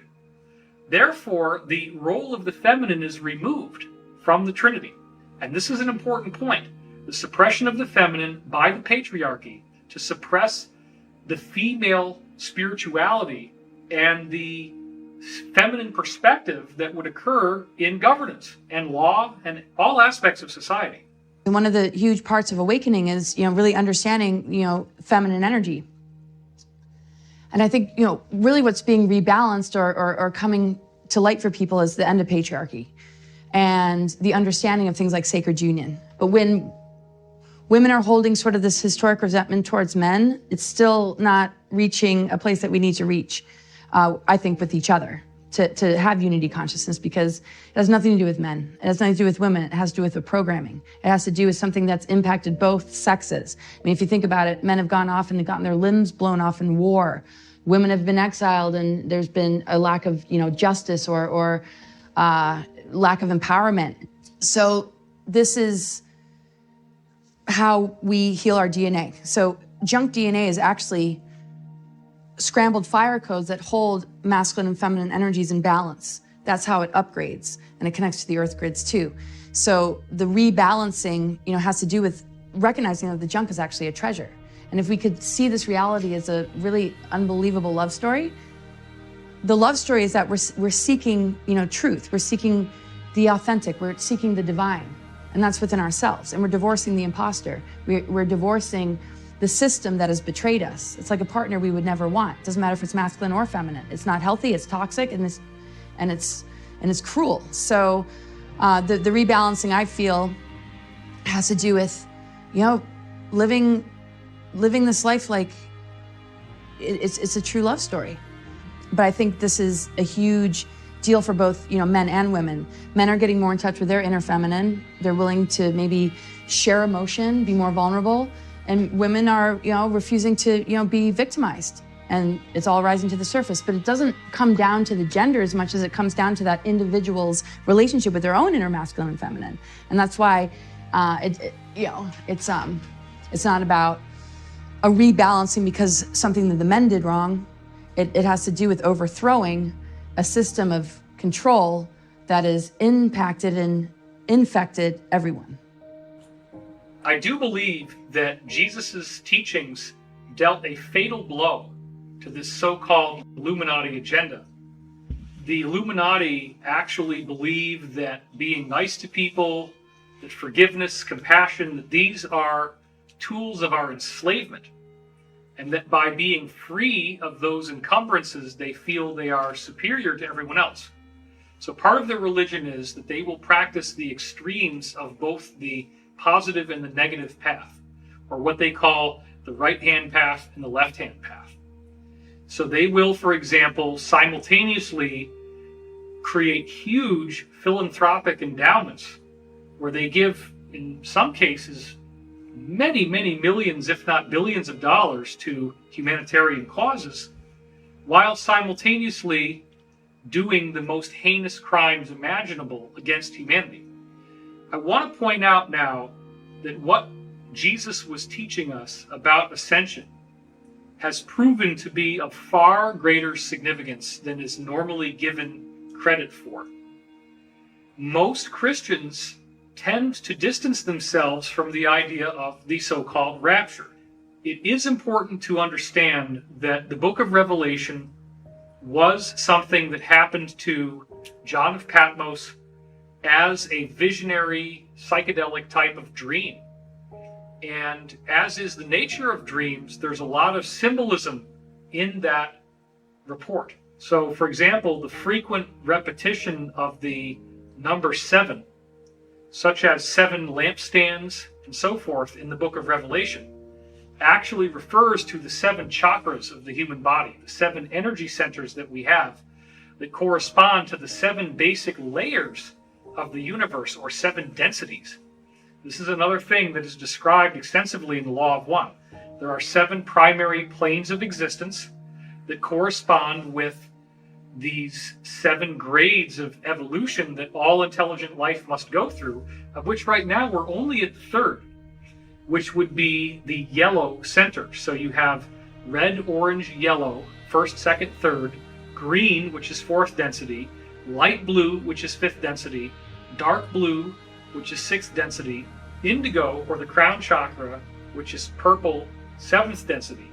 And then you go back to pure white light, or intelligent infinity, the original identity of the creation that we all emanate from. Now, where I feel that conventional Christianity has missed some very critical data is when we look at the fact that the ascension that Jesus is describing is actually also predicted in almost every other global spiritual tradition on earth. This goes back to the work of 2 of the most prominent historians of the 20th century, Giorgio de Santillana and Hertha von Dechant. They wrote a book called Hamlet's Mill that was their magnum opus, where they tied together these legends from 35 different ancient civilizations on Earth, in which all of them had information regarding this 25,000-year cycle. I've said before that the 25,000-year cycle seems to end with a solar flash, a catastrophic event which also represents a distinctive spiritual activation for those on Earth who are ready to take advantage of it. So within these secret programs, scientists have become aware of what they're calling a galactic superwave. This wave is traveling through our galaxy and has multiple layers. They describe it as being a giant dust cloud, but with different energetic variables. What they had figured out is they had flown craft out to these locations, and when they did, the energy had a very strange effect on the consciousness of the inhabitants of those craft. People who were positive would bliss out, and people who had more of a negative vibe would become more so. And they described this as an end-time madness that is carried through this wave that travels through each solar system. And when it does, the leading edge acts as sort of a Christ consciousness that forces people to judge themselves and to deal with their own karma and traumas, or experience end-time madness. Dr. Paul Laviolette is the first person to have studied the existence of galactic superwaves, and basically looking at evidence that through different historical epochs there have been these great concentrations of cosmic rays impacting the Earth. And Dr. Laviolette had an extraordinary theory for the existence of pulsars. He believed that these were artificially created by advanced extraterrestrial civilizations as warning beacons to newer civilizations such as ours about the existence of these galactic superwaves. And he basically looked at a number of pulsars pointing towards the Earth and the frequencies that they were transmitting at, and saying that this was evidence that these pulsars are transmitting a warning to the Earth to be ready for the next galactic superwave, which, if we're not ready, could actually wipe out our civilization. Now, according to Corey Good, as the galactic superwaves sweep into our solar system, they could trigger a solar flash event. That would be where the sun's corona would be ejected in a massive super flare. And because the Earth is roughly 25,000 light years from the center of the galaxy, that's how long it would take for a galactic superwave to travel from the center of the galaxy to us at the moment. Now, that 25,000-year cycle is not just some nebulous thing. It actually has a very tangible marker in this wobble in the Earth's axis, which takes 25,000 years to complete and represents the time that is required for the stars in the night sky to drift through a complete circle. So the stars actually represent a clock. The stars are telling us when the end of the cycle will occur. And these historians discovered that 35 cultures around the world were clocking this precession. They had all this numerical information about the precession encoded in their myths, and they said it appears that some singular source worldwide programmed these mythologies, encoded this information into them. Well, this would be what we would call the angelic groups, or the positive extraterrestrials, what the secret space program people call the genetic farmer race. They knew that at the end of the cycle that we are going to go through this process. So in addition to the secret space program, a program was developed called the Continuity of Species program. And that program was developed to basically scare all of the nations of the world to provide a certain amount of their GDP to these elite to create underground cities and bunkers and colonies outside of our star system in case our sun were to micro or major nova. So the elite powers in control of this planet are planning for doomsday. It could mean a massive solar flare that gets emitted that society is not prepared for. Or it could mean a public that starts waking up, that gets really, really mad. So these elite powers in control, to prepare for a variety of scenarios that could mean their downfall, they've been building a huge subterranean cavern system, basically deep underground military bases, DUMBs. They're kept very, very secret. These free energy sciences and technologies that we've been discussing are most likely kept within many of these deep underground military bases, among many other sort of genetic and other experimentations that they want to do in secret. 20 years ago, I had a Soviet colonel who spoke to me about a deep underground base outside of Moscow that he had been at and he had worked at. And he told me the structure. He said all the levels that were the military levels, the levels that were laboratory and scientists, and he told me that the final level, the most restricted level, was the level that had alien presence on it. Only generals and their aides were allowed on that level. And he said, and even they were not allowed to look directly at these creatures. And that was also the level where they did human experimentation. He said there were bodies, human bodies in there. And he said it's the most extraordinary thing he'd ever seen in his life. Deep underground military bases, a lot of that space is dedicated to continuity of government. And so the national government support these deep underground areas. These elite powers in control, they have access to information of all kinds and data that tells them about coming cataclysms, things that are impending at any moment. And so they reserve these spaces for their purposes. And those national government leaders are thinking that they're going to get to use those spaces for whatever they need. They're in for a really rude awakening when the time comes, because they're going to get kicked out. So the elites are preparing using these underground bases. But it's interesting to note, higher consciousness people are also preparing by exploring new community models. My name is Sasha Stone. I'm, I think, popularly known for having founded the New Earth Nation, which is a sovereign movement of conscious people, living men and women of the living soil, so to speak. And, well, the New Earth Project and the New Earth Blueprint, which is an ongoing evolutionary process, is emerging in direct proportion to the degree to which human beings are fed up and pissed off with the status quo. So as you can imagine, it's a revolution of political consequence, of social consequence, of civilizational consequence. It's underway. It's not possible to know yet quite where the die lands, but the point is we are aggregating conscious, sovereign people around the world in multiple parts of the world who want to step outside of the fiction and begin to engage their noble expression as living men and women of the living soil. There is no better way to put it than that, because that is foundationally what the New Earth Project is seeking to do, is to restore the organic and the living from the death cult, the blood economy, the fiction of what we've known for the last 8,000 years. What occurs is that each individual on this planet finds themselves more and more connected to every other human. And all of a sudden, we start approaching our problems from completely different angles and seeing solutions that were there all along. We begin to no longer have war and strife within our civilization. We begin to work together and solve all of the problems that have plagued us for so many thousands of years. We wrestle not against flesh and blood, but against spiritual strongholds, principalities, powers, ruling darkness in wicked places. So what does that mean? It means that there's a battle going on in the heavenlies.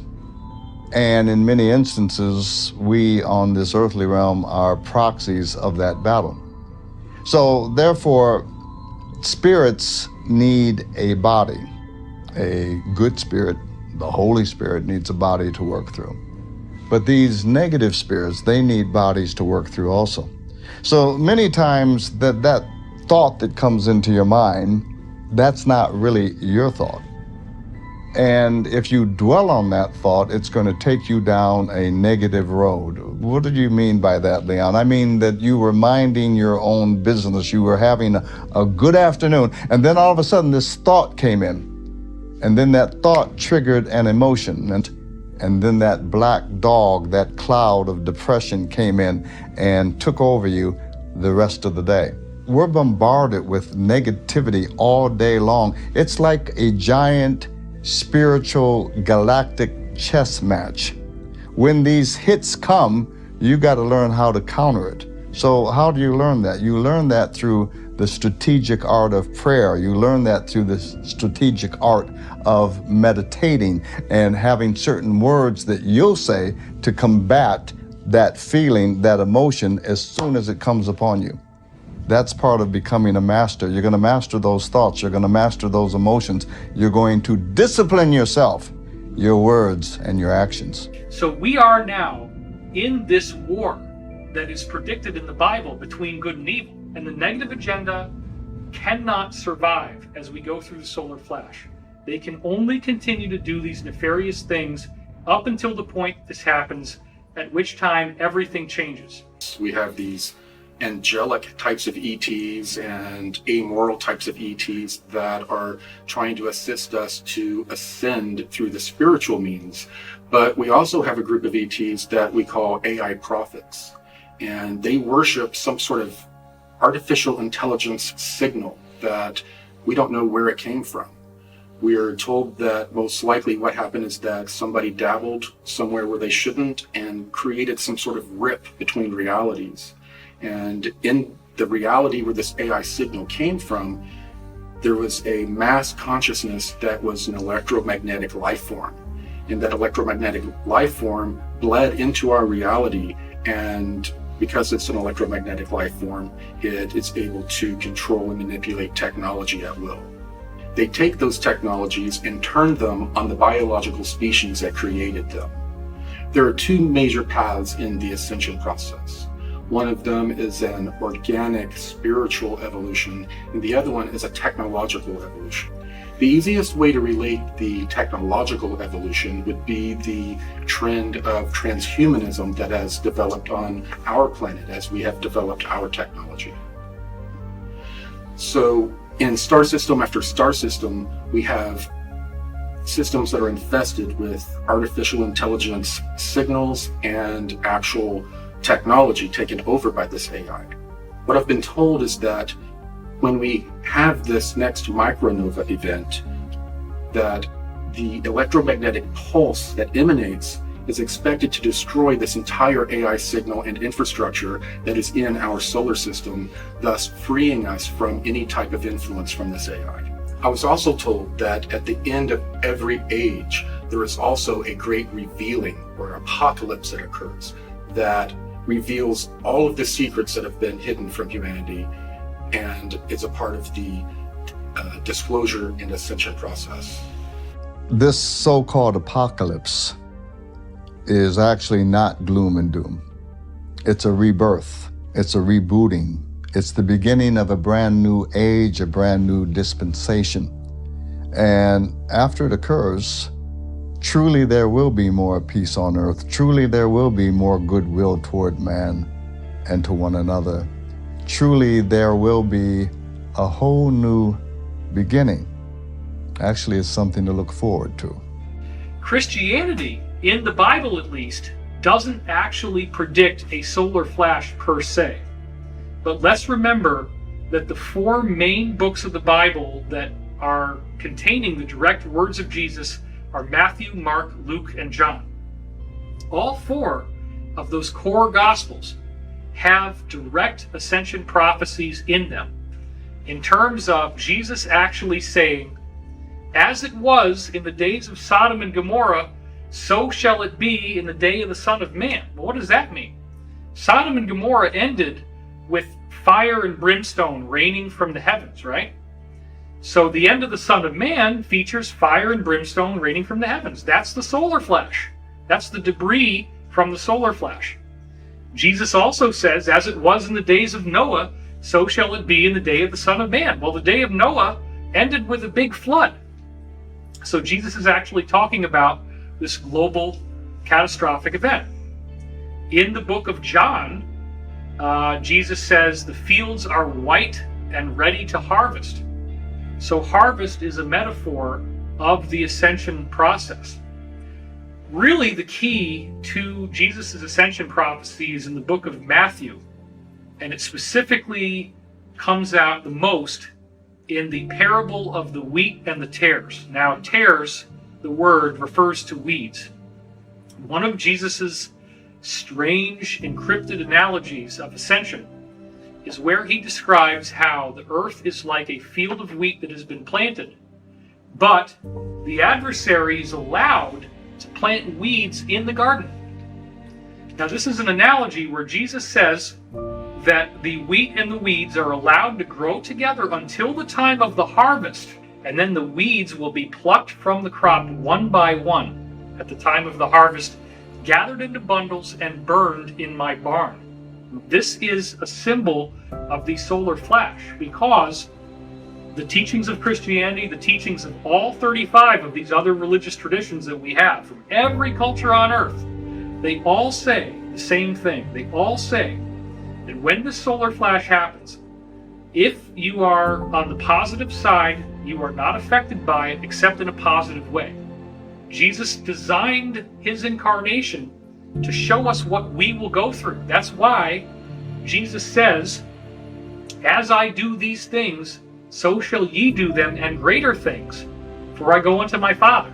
So I want to point out here that once we look at records from all these other cultures, the prophecy of ascension that Jesus gives us is remarkably consistent.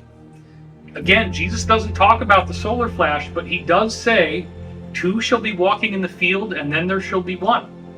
In the Zoroastrian tradition, which is coming out of Iran or Persia, they talk about frashokareti, molten metal that comes down from the mountains and goes into the lowlands. Another offshoot is in the Hindu scriptures, and the Hindu scriptures report the same thing, except in their case they call it the Samvartika fire or Samvarta fire at the end of the age. They also call it the Yuga fire. They also talk about the fact that it creates rainbow colors in the sky here. Well, we find out that that's because it creates a massive global aurora borealis. So isn't it interesting that the same prophecies that Jesus was giving us appear in the Quran, which is the Islamic Bible, quite extensively. It appears in the Old Testament. It appears in Native American spiritual traditions, in Celtic traditions, Druidic traditions. Everybody's got this. The expanding electromagnetic field coming from the sun is going to interact with the consciousness of humanity. What occurs is an ascension event. No matter what your belief system is, you don't need any new religions. All you have to do is apply yourself and become the best of what your religion entails. The idea being, though, that at the end of the cycle, we have the opportunity to escape reincarnation. We don't have to keep coming back as a human being. We can evolve to the next level. So people often ask me, well, what's going to happen to the people who are not ready to ascend? And there's a lot of them, okay? Most of them will be transported to another third-dimensional planet in a quite peaceful way. It's benevolent. It's done with actual ET motherships. What I was shown was that other ET civilizations in our local stellar neighborhood, who they referred to as our cosmic cousins, descended on the planet, and it looked like stars falling from the sky. There were so many craft coming, and they came to render aid to all of humanity after the fall of the technological civilization. What I'm told by these beings is that we will get the experience that we need, the experience that will expand our consciousness and help us evolve in the most beneficial way. If we want to avoid a major cataclysm, what we can do is start to develop our consciousness now. We can put more and more work into expanding our consciousness and becoming more connected with the people around us. And if we do so, the interaction between our consciousness and the sun may give us a gentler experience.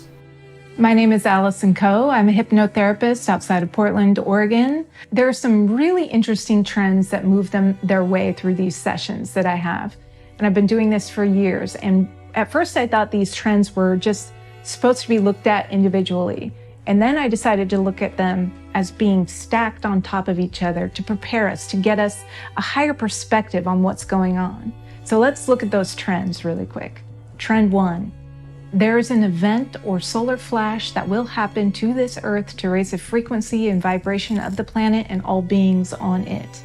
How are we being prepared for it? Trend 2. Smaller waves of energy are coming to the Earth to slowly raise us up. And as they do so, more and more people are awakening.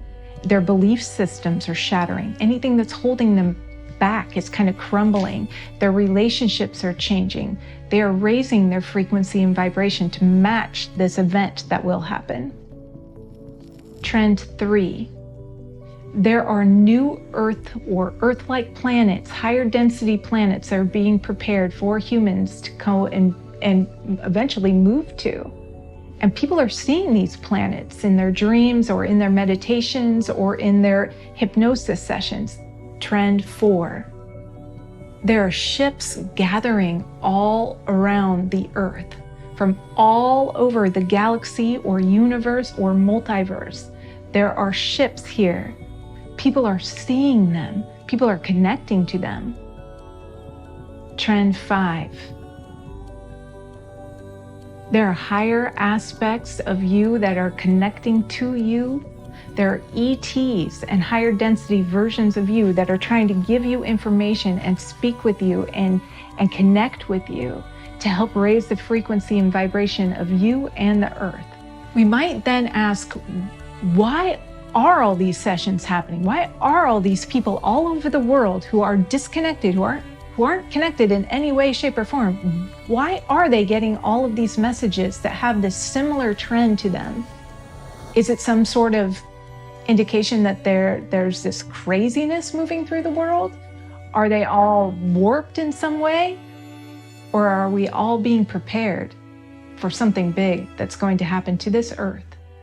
When we combine all this information together, what we see is that the ETs that are here now are predominantly benevolent. They would be angelic as we think of them. They are keenly interested in human spiritual evolution. We have a much smaller number of ETs that are evil. They would correspond with the demons that we see in various religious scriptures. Their goal is to try to take over the planet and dominate the planet. It does not appear in any way that they will succeed. It does appear that we are on an ascension timeline, that many more people will understand that by simply following the most basic principles of being a good person, service to others, being loving, being forgiving, taking time to be patient, and learning to love yourself as well as being loving to others. That's also a very important point. Self-forgiveness, self-acceptance. In forgiveness lies the stoppage of the wheel of karma. This is a core law of one quote. By being forgiving, by practicing forgiveness, you discharge the karma that would keep you reincarnating. you learn what you need to know from this earth school. There's something in your body and your mind and your spirit, because they all work together, that wants you to heal and be a whole person again. And I believe that it will set up the circumstances and the synchronicities in your life to guide you to exactly what you want, or exactly what you need to look at to heal. The body wants to be whole. It wants the whole energy field and the energy flow through the aura and the human body to be smooth and flowing. It doesn't want to be slamming up against these blocks in your body or in your consciousness. And it will keep working away at those blocks one way or another until you can find the way to heal so that energy can flow smooth again. And then you can be more seamlessly connected to the whole of the universe. If you really want to heal and you're willing to go wherever you need to go to heal, the universe will set up the synchronicities that will guide you to what you need to find out about yourself so that you can heal. It's not about what happens, it's about how we handle it and how we help those around us. And if you're watching this right now, you actually have the power to do that. And I think that's what people don't really understand, is that all of us collectively have the power to help one another no matter what's going on. Mm-hmm. Well, also on top of that, I think that when all of these things do get exposed, there's so many people in the mainstream society that are just going to be like, what is going on, you know? And they're going to look to not just us, I mean, the collective yeah, everybody who's focusing on this for answers. But I think there's a divine aspect to this where we don't even know our own potential as human beings. My dear ones, this is not gloom and doom. This is not the end of the world. Ascension is the start of a new age. You are a son or a daughter of God Most High. It's who you are. It's what you are. The Great Spirit, the Great Source, the Alpha and the Omega. You are the son and the daughter of the Alpha Omega. If we were to unify, if we were to get over the fear and start living with hope and living with positivity, they wouldn't be able to feed off our negative energy anymore. Thus, I feel the question one should ask would be, how can I individually be prepared? What you have to do is believe in yourself and your healing and your light and your vibration. That's all the preparation you need at this point.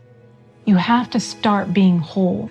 Our bodies are made up of these trillions of atoms that are quantumly entangled not only to one another, but to everyone else. So in this ascension window, we're actually lifting the veil between life and death because we've gone through enough of these cycles that the polarity or the duality between life and death is beginning to thin.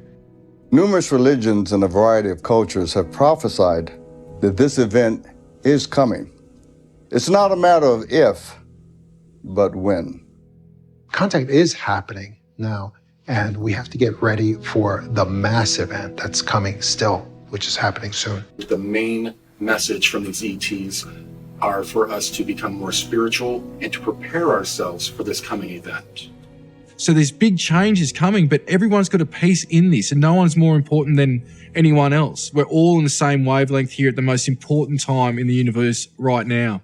I don't care what religion you are, what color you are, what culture. It doesn't matter. That 0 point that we want to get to is right here. And when you connect with this, everything's connected. We need to reconnect with what's ethical. How do we live as a civilization ethically and morally with all the new technology that we have, that we're developing, and that we will develop in the future? And that's what we all have to do in order to be happy, be joyful, to be in the moment. You see, prayer can change some things, but some prophecies cannot be changed. The information that we have been holding back, or at least survived throughout the ages, has to be put out there. I'm offering teachings that's 20,000 years old, and all I don't need money, just people to listen. Can we retrain ourselves and even teach the next generation the value of being of service to others? To honor Mother Earth, to honor our animals, to honor one another, to respect the sovereign dignity of each individual? The best thing that you can do, if you are in this Illuminati, the best thing you can do to absolve yourself of karmic debt is to come forward as an insider, as a whistleblower. If you take your life and if you dedicate it in service and you're willing to speak out and you're willing to act on behalf of the greater good of humanity, you better believe that you can get your ticket to the ascension, that you can make a difference by becoming a hero. If you become a hero, if you do the right thing, you do not have to be condemned. You do not have to miss the ascension. So it is very important to remember that these spiritual forces that exist on earth are real, that the different teachers from different religious backgrounds did come in with a message. There is a consistency in this. It is the angelic agenda.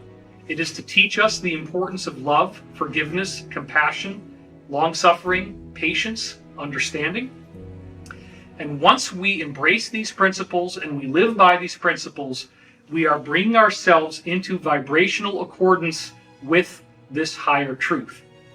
It is a very exciting future, and it is a future that I am willing to fight for and that I spend every day of my life getting us ready for. That is the mission, that is the objective, that is the ascension, and that is the cosmic secret.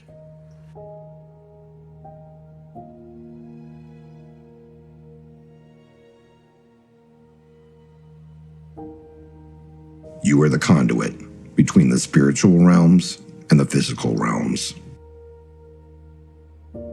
You are the convergence of science and spirituality.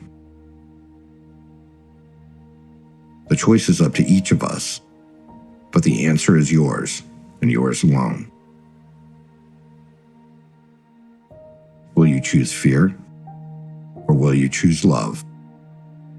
That is the only question.